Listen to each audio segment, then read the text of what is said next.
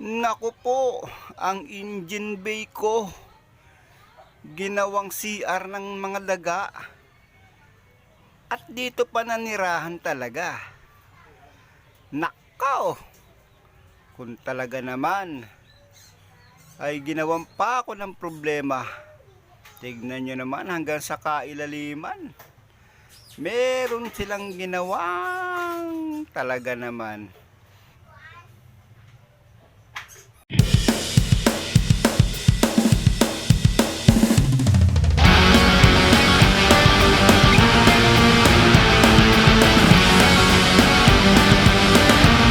Bago po ang lahat ay nais ko muna introduce sa inyo ang aking mga gagamiting materyales, tools, at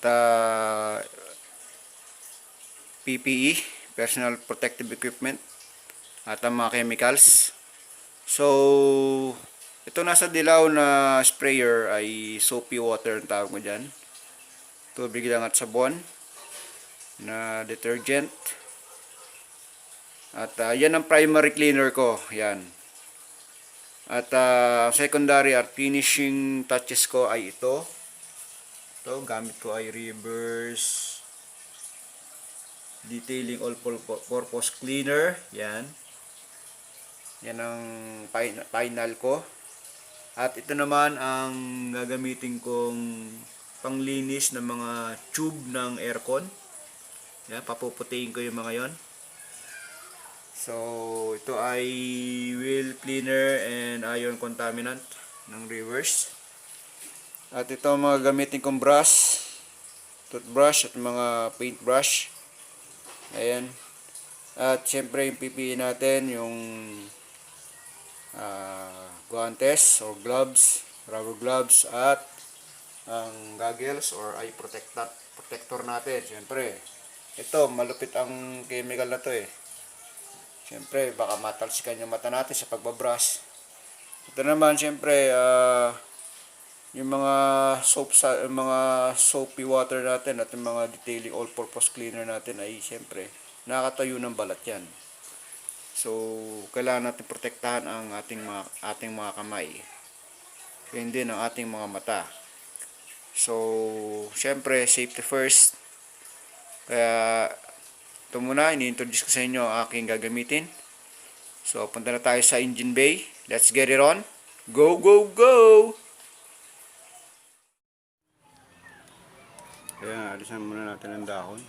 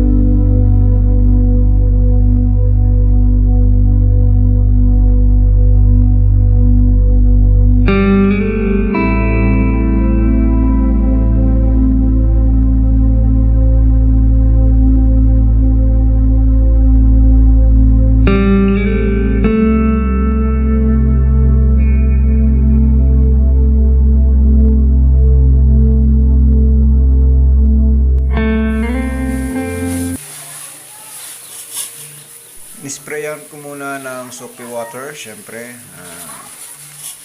Breeze powder na hinalo ko sa tubig.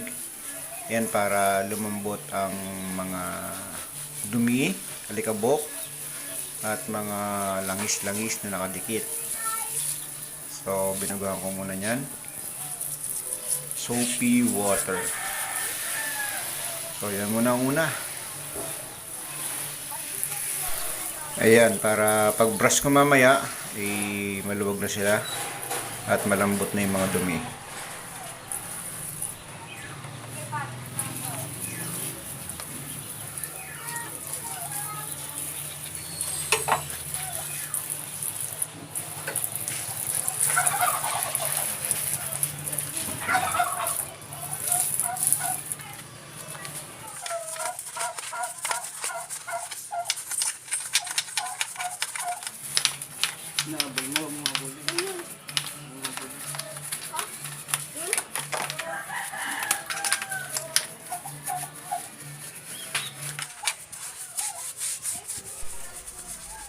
Nag-concentrate ako dito sa ibabaw ng engine kasi itong mga daga ay ginawang CR itong ibabaw.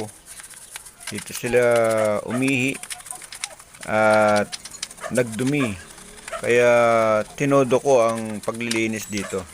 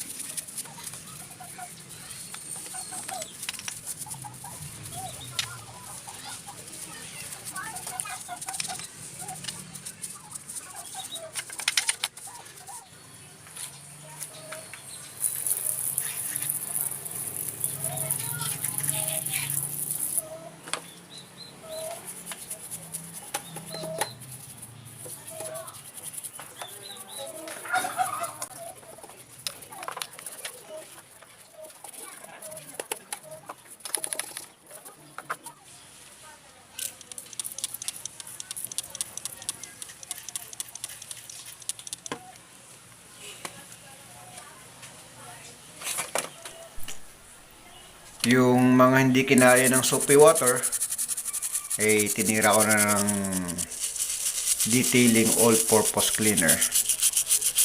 So, para mas maganda ang pagkakalinis, eh toothbrush yung ginamit ko. Kasi medyo matigas ang bristles na, matigas ang ano nito, bristles niya.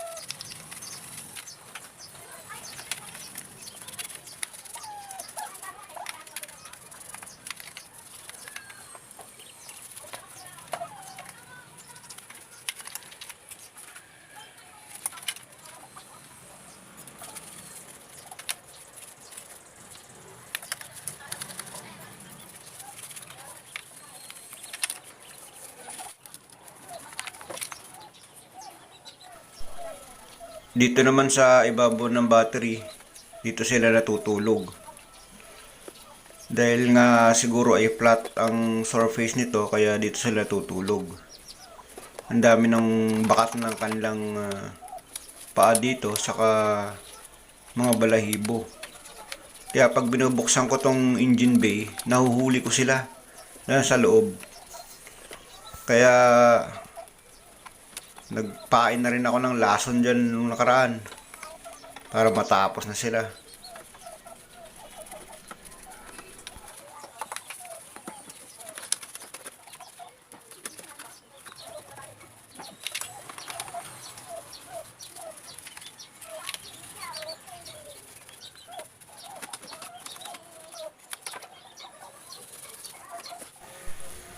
Ngayon, bago ko banlawan ng tubig ang engine bay, ay kailangan ko muna takpan ng plastic yung alternator. Kasi talagang open siya. Para hindi mabasa yung loob ng alternator.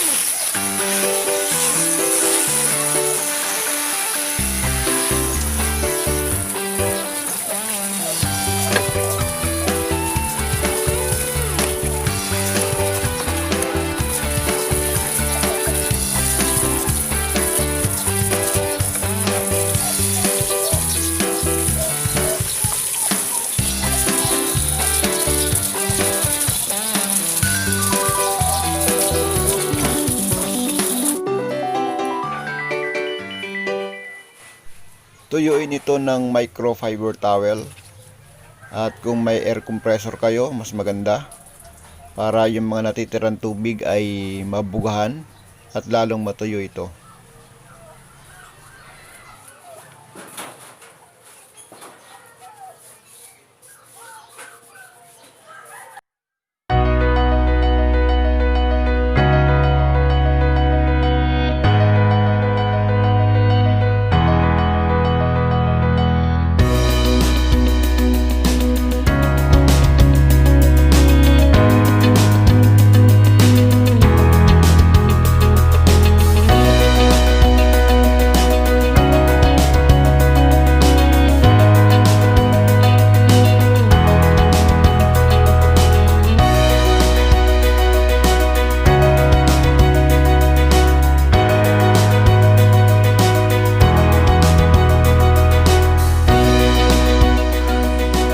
Ayan, so gagamitan ko po nito BS1 protector. Ayan, dressing ng makina natin.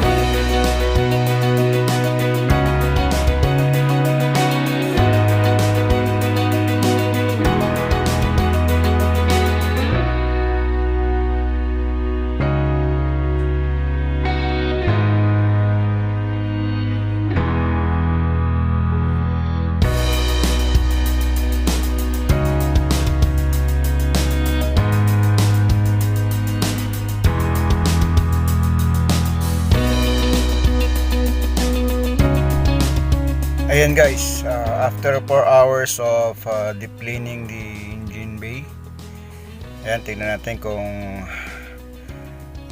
ito ay mag-start ba.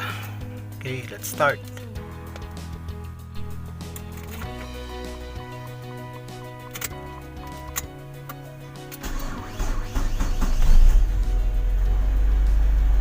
Okay.